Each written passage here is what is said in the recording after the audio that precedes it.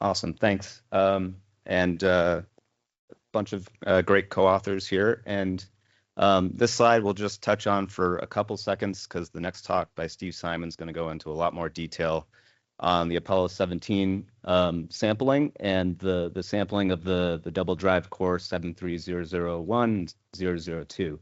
But we want to talk about one unique lithic class that was found within this core. And the figure on the right is a XCT scan of the entire core, which is what highlighted some of these lithic clasts in the first place. So 27G is part of a rare group of fine-grained ilmenite-rich lithologies that were found within the core. This is one of those class, but it's also unique in the sense that it's a high titanium fine-grained mare basalt that also contains coarser class of high titanium mare basalts. And again, this was found during X-ray computed tomography of a bunch of lithic fragments from this core. And I'm going to play a quick video on the right here, an XCT of this particle. And you see the fine-grained matrix, and eventually you will see the two larger class come into play here.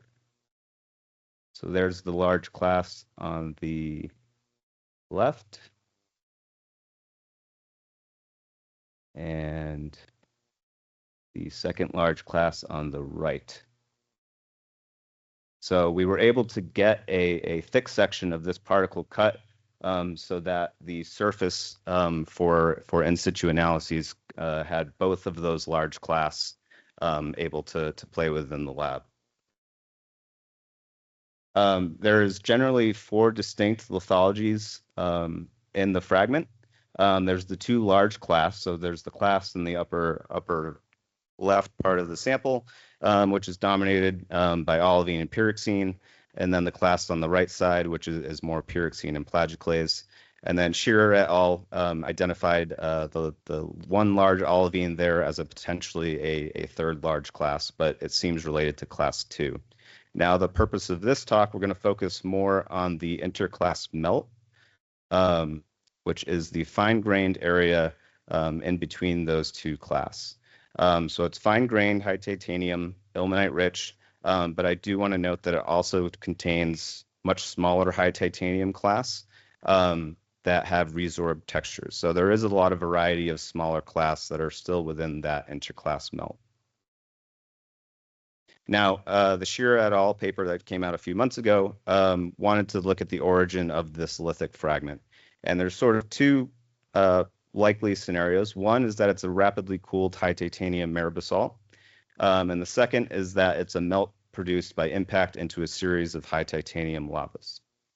Now, the implications for that are sort of twofold. One, it's either a rare rapidly cooled mare basalt that's also incorporating other mare basalt class via thermal erosion or mechanical erosion of a mare basalt substrate. Second is that this could be one of the examples of a high titanium impact melt via an impact into a high titanium basalt or a variety of high titanium basalts. Either way, both of these petrogenetic models would be rare to non-existent in the current suite of returned samples. So some evidence that's already out there in the Shearer et al. Paper for this supporting an impact origin. One is crystal size distributions of the interclass melt point to it being extremely rapidly cooled. So this CSD figure, the data to the bottom right, which is looking at Apollo 17 mare basalts, those are generally slower cooled than things that are on the upper left. And you'll see the gray dot in the upper left, that is the interclass melt from this lithic fragment. So it indicates that it's extremely rapidly cooled compared to other typical mare basalts from Apollo 17. Second, like I mentioned, the interclass melt does contain a lot of other high titanium mare basalt fragments that are fairly variable. So the likelihood of all of these being at the surface at the same time for that mechanical or thermal erosion is probably fairly unlikely. But the add-on for this talk is that we really wanted to look at the trace elements via laser ablation to see if those chemical signatures could help us solve this this problem. So we've conducted some trace element analyses, again, focusing just on the interclass melt for now. You'll see the 6 spots that are located there.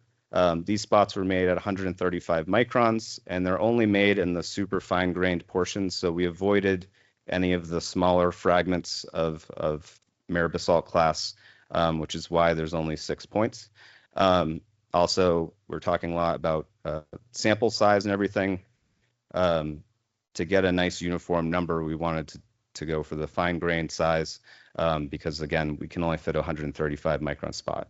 We're also only going down 10 microns because we don't know what's below the surface, so we don't want to hit any class there. We do some optical profilometry. That's not of one of these pits, but that's how we measure the depths. And then finally, I just want to point out that the broad beam EPMA analyses of these areas matches really well with the laser ablation data. So we're confident in the major element analyses and then can move forward to the trace elements. So first, I just want to point out that the trace element signatures do match Apollo 17 high titanium Mare basalts. If you look at the rare earth diagram, we're matching really well with the high titanium basalts from Apollo 17.